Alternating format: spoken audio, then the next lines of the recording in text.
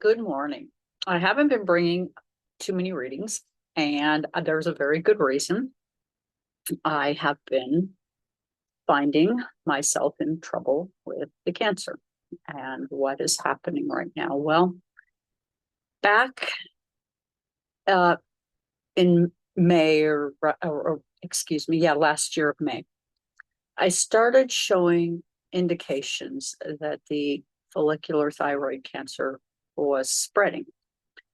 And I want to talk about this because I think it's important that people have knowledge of what the symptoms of this are, because I don't think it's all that well known. It's supposedly 1 in 8 billion people that come down with it. And I'm also questioning that now because I think that it's an environmentally caused cancer, generally by exposure to radiation, especially during our teens, that might be highly inappropriate.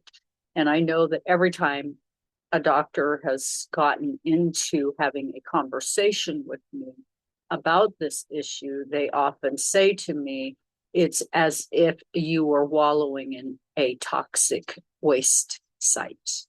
And so I just want to say that generally probably people aren't exactly exposed to the level I might have been, and I don't know how I got so overexposed. And that yet again, I actually do know, and I'm not going to discuss it because it's speculative on my part. So I have to be careful what I say because I don't want to bring something to the table that I really don't have the ability to follow through with proof. Now, I could get proof because the cancer I have has certain markers in it. But follicular thyroid cancer, what is going on here? Well, what happens is generally, it's a thyroid cancer that is called indolent. It tends to grow very slowly, and it tends to not look under the microscope exactly like cancer, especially the follicular thyroid cancer.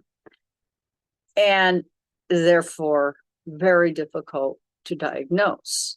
So I gather that since the information says it's a 1 in 8 billion type of cancer, that could be true, that they don't exactly understand all of the mechanisms. But I started getting cysts on my jawbone, which required several invasive surgeries to get rid of.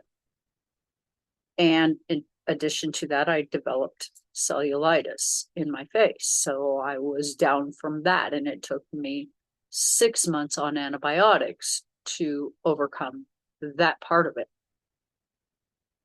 And I just did my labs. I haven't been feeling well. I've been having trouble with anxiety, fear, being overwhelmed, facing it, not wanting to face it, all of the above. And I just got my labs back. And I am making so much thyroid right now that I was actually in the death zone, which is scary. Now, what does that mean? I was basically thyroid storming. And my doctor had to reduce my thyroid medication by 25 micrograms. And in thyroid world, that's a lot. We usually only reduce by 12.5 at most in any one setting. In my case, this is the second time now that I've been reduced 25 micrograms. And the first time was for the same reason, that I found myself so hyperthyroid that I was in the death zone. I have a lot of people tell me, and I find this hurtful, and I want to address it, that I seem nervous or not very confident.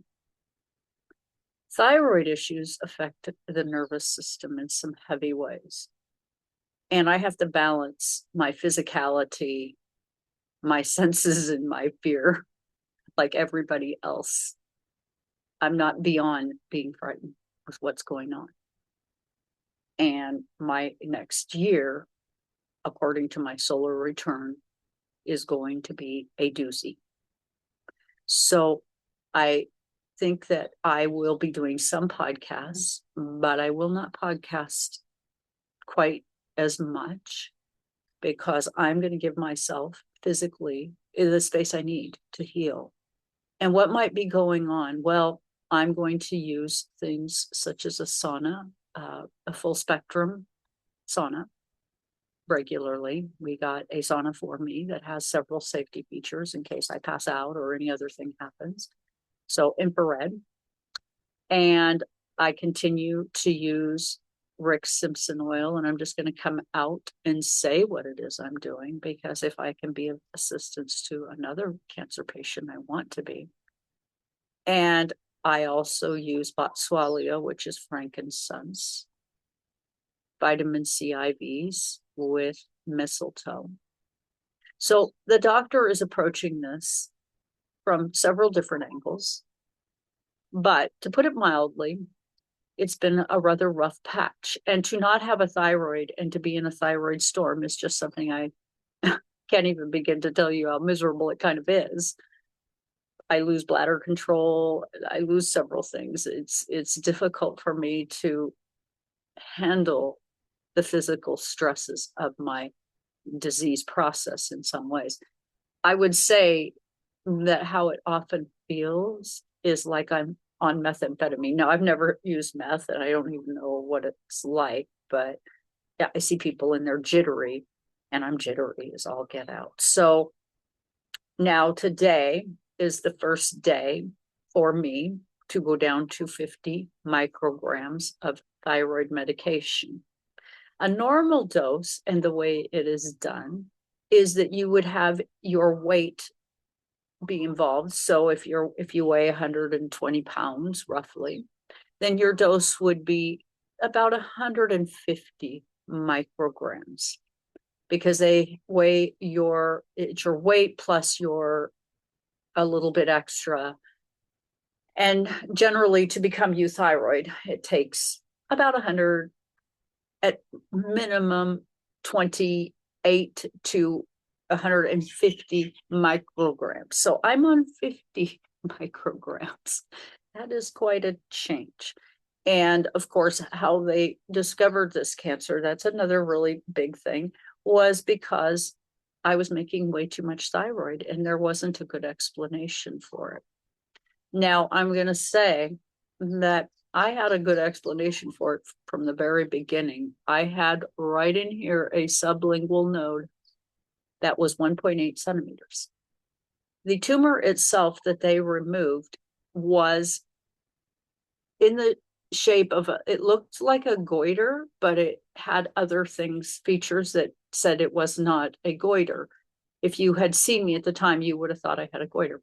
But it had tentacles that went around my esophagus and then came up to the sublingual, at least one of the tentacles. And so this was a large mess in my neck, to put it mildly.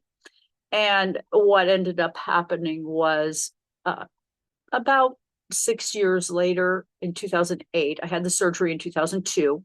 By 2008, I had a spot in my lung. Now, again, I want to say this is an indolent cancer, so it grows very slowly, and it's not at all like you might think in terms of a cancer, the way we're taught that, oh my goodness, you get cancer, go into fear, oh my goodness, get into chemotherapy, all of the above.